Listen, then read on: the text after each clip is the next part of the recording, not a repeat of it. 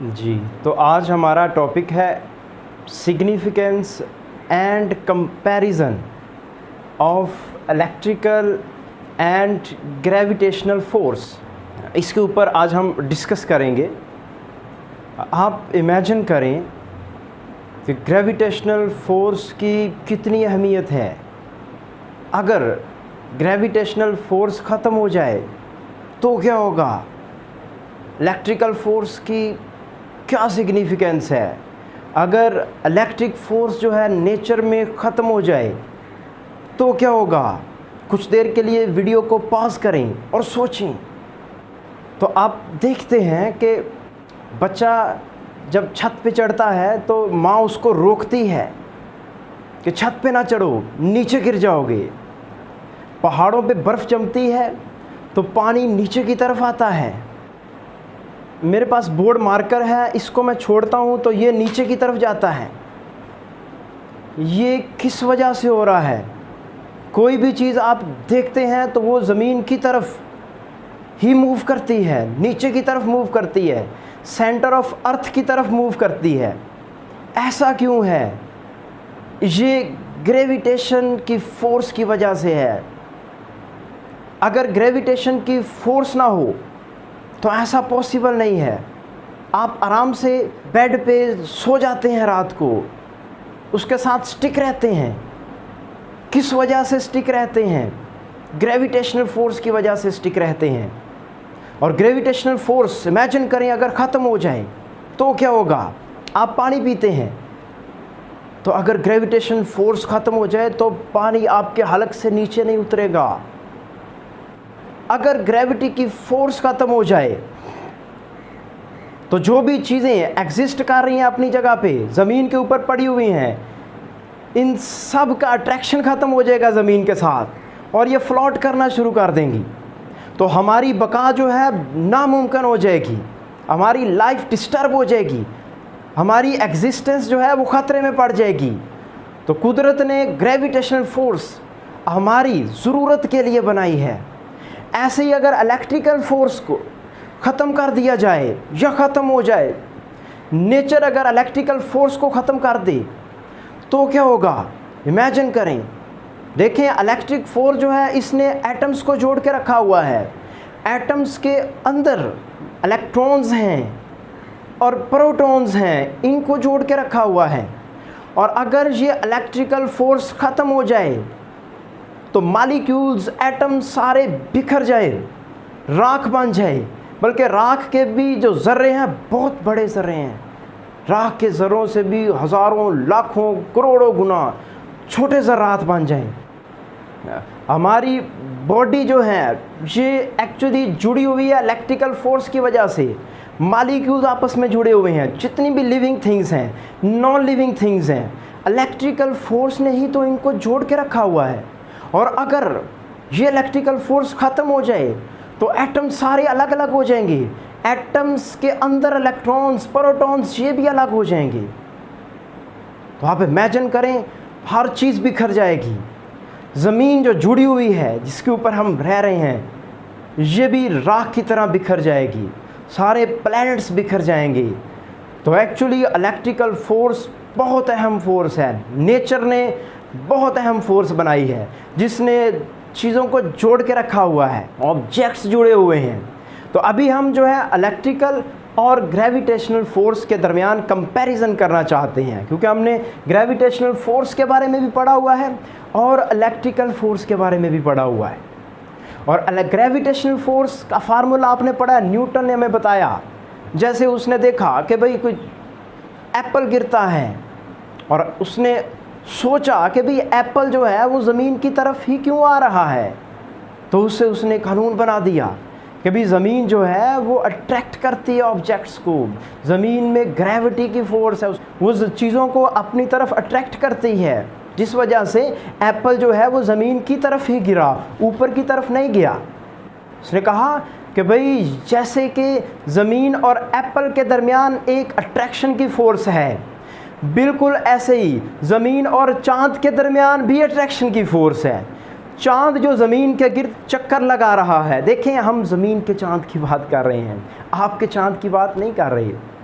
इस अर्थ का भी एक चांद है जो इस अर्थ के गिर्द चक्कर लगाता है। तो ये चक्कर जो लगाता है किस वजह से लगाता है? न्यूटन ने हमें बताया कि भाई इनके दरमियान कशिश की फोर्स है, ये एक दूसरे को अट्रैक्ट करते हैं, खींचते हैं, जिसकी वजह से चांद ज़मीन के गिर्द चक्कर लगाता रहता है और हमेशा ज़मीन की तरफ गिरता रहता है। ऐसे ही सन और ज़मीन के दरमियान, सन और बाकी प्लैनेट्स के दरमियान भी अट्रैक्शन की फ़ोर्स है, ग्रेविटेशनल फोर्स है, जिसकी वजह से ज़मीन जो है वो सन के अबाउट चक्कर लगाती है। जैसे ज़मीन का मून है एक, जिसको हम चांद कहते हैं, ऐसे ही जो सन है उसके गिर्द ज़मीन चक्कर लगाती है। किस फोर्स के कारण ये सब हो रहा है?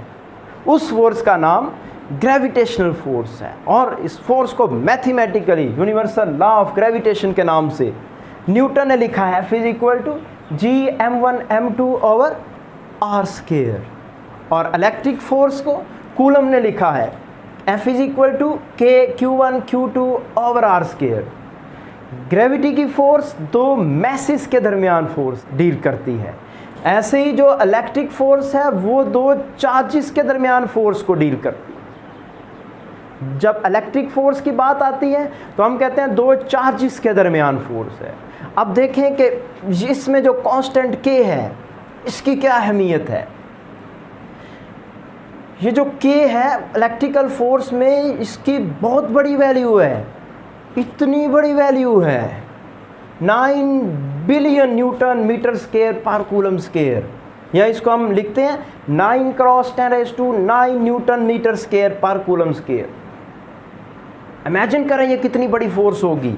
सपोज करते हैं कि हमारे पास दो चार्जेस हैं, एक कूलम चार्ज यहाँ पे है इस ऑब्जेक्ट पे, एक कूलम इस ऑब्जेक्ट पे चार्ज है, दोनों पे अगर पॉजिटिव चार्ज है और इनके दरमियान 1 मीटर का डिस्टेंस है, तो ये आपस में एक दूसरे पे कितनी फोर्स लगाएंगे? बहुत ज़्यादा फोर्स लगाएंगे, 9 बिलियन न्यूटन्स फोर्स लगाएंगे। और ये इतनी बड़ी फोर्स है जो कि कोई जंगी बहरी जहाज़ हो, 10 जहाज़ हो, उन 10 जहाज़ों को मूव करवाने के लिए ये फोर्स काफ़ी है। ये एक कूलम चार्ज बहुत बड़ा चार्ज होता है, 6.25 × 10⁻18 इलेक्ट्रॉन्स पे इतना चार्ज होता है। बहुत बड़ी वैल्यू है, बड़ी स्ट्रॉन्ग फोर्स है ये इलेक्ट्रिकल फोर्स। और अगर ये अनलाइक चार्जेस हैं तो अट्रैक्शन की फोर्स है। ऐसे ही हम इलेक्ट्रिक फोर्स को शील्ड आउट कर सकते हैं। जितने भी हमारे इलेक्ट्रॉनिक इक्विपमेंट्स होते हैं उनको एक्सटर्नल फील्ड की इंटरफेरेंस से बचाने के लिए हम उनको मेटल केसिंग में रख देते हैं, और मेटल क्या करती है, आने वाले एक्सटर्नल फील्ड को शील्ड कर देती है। तो हम इलेक्ट्रिक फोर्स को रोक सकते हैं और बड़ी शॉर्ट रेंज फोर्स है ये। लेकिन दूसरी तरफ हमारे पास ग्रेविटेशनल फोर्स है, और ग्रेविटेशनल फोर्स जो है इसमें जो कांस्टेंट G है ये हमारे लिए इम्पोर्टेंट है। G की वैल्यू बहुत स्मॉल है, बहुत स्मॉल वैल्यू है, 10⁻11 में है। इस स्मॉल वैल्यू का मतलब क्या है कि जो ग्रेविटी की फोर्स है बहुत वीक फोर्स है with respect to electrical force. Suppose करें हमारे पास दो मैसेज हैं, 1 kg है और दूसरा भी 1 kg है, 1 मीटर डिस्टेंस पे पड़े हुए हैं। तो इस फार्मूले से इनके दरमियान जो ग्रेविटी की फोर्स है वो कितनी आएगी, 6.67 × 10⁻11 न्यूटन। Very weak force. अगर आप चाहते हैं कि दो ऑब्जेक्ट्स के दरमियान 1 न्यूटन फोर्स हो ग्रेविटी की, तो फिर वो जो मैसेज हैं वो कितने होने चाहिए, 1,22,000 kg, दूसरा भी 1,22,000 kg।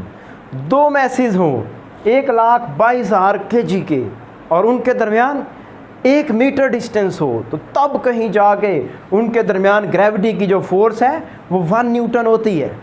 तो इट्स वेरी वीक फोर्स, बहुत वीक फोर्स है। लेकिन सरप्राइजिंगली ये लॉन्ग रेंज फोर्स है। मसलन सन की फोर्स प्लूटो तक लग रही है, बहुत से सियारों तक पहुंच रही है, ज़मीन की फोर्स चांद तक पहुंच रही है। इस तरह आपके पास ये जो फोर्स है ग्रेविटेशनल फोर्स, ये अट्रैक्शन की फोर्स है, जबकि इलेक्ट्रिकल फोर्स अट्रैक्शन की भी थी और रिपल्जन की भी थी, और ये सिर्फ अट्रैक्शन की फोर्स है। ऑब्जेक्ट सिर्फ अट्रैक्ट करते हैं और इस फोर्स को आप शील्ड आउट नहीं कर सकते।